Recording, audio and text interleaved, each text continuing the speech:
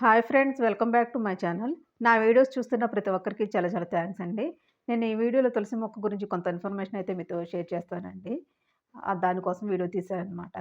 తులసి మొక్కను మనం లక్ష్మీదేవికి స్వరూపంగా భావించి పూజించుకుంటాము.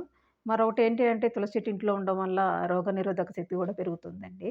తులసి చెట్టు నుంచి మనకి ఎప్పుడు అంటే 24 అవర్స్ అనమాట. ప్రాణవాయువు రిలీజ్ అవుతా ఉంటుంది. అట్లానే తులసి మొక్క ఇంట్లో ఉండటం వల్ల ఇంకోటేంటి అంటే మనకి ఇంటికి సంబంధించిన వాస్తు దోషాలేమైనా ఉంటే తొలగిపోతాయి అంటారండి. మళ్ళీ ఇంకోటేందంటే తులసి ఆకుల రసాన్ని ఆయుర్వేదంలో గూడా ఉపయోగిస్తారండి చాలా ఎక్కువగా. అట్లానే మన ఇంట్లో జలుబు, దగ్గు, కఫం అటువంటి ఏదైనా చేసినప్పుడు గూడా కషాయంలాగా చేసుకొని తాగుతూ ఉంటారనమాట. ఇలా తులసి మొక్క నుంచయితే చాలా యూజెస్ అయితే ఉన్నాయండి. తులసి మొక్క వచ్చేసి 2 రకాలుంటుందండి. రామ తులసి అండ్ కృష్ణ తులసి అండి. రామ తులసి వచ్చేసి లేత రంగులో కనిపిస్తా ఉంటుంది. మీకిక్కడ చూపిస్తున్నది రామ తులసి అండి. గ్రీన్ కలర్ ఆకులుంటాయనమాట. కృష్ణ తులసి అయితే ఇక్కడ ఇట్లా కనిపిస్తుందండి. ఆకులొచ్చేసి ముదురు రంగులో ఉంటాయండి.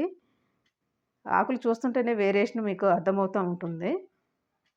నా వీడియోస్ అయితే చూస్తున్నారు గానీ ఎవరు లైక్ చేయట్లేదు ఫ్రెండ్స్. ప్లీజ్ లైక్ చేసి నన్ను సపోర్ట్ చేయండి. నా ఛానల్‌ని ఎవరైనా సబ్స్క్రైబ్ చేసుకునే వాళ్ళుంటే గనక తప్పకుండా సబ్స్క్రైబ్ చేసుకోండి. తులసి మొక్కని బృంద అని గూడా పిలుస్తారండి. దీనికి సంబంధించిన కథనం గూడా ఉంది. అంతేనండి. నా వీడియో నచ్చితే లైక్ చేయండి.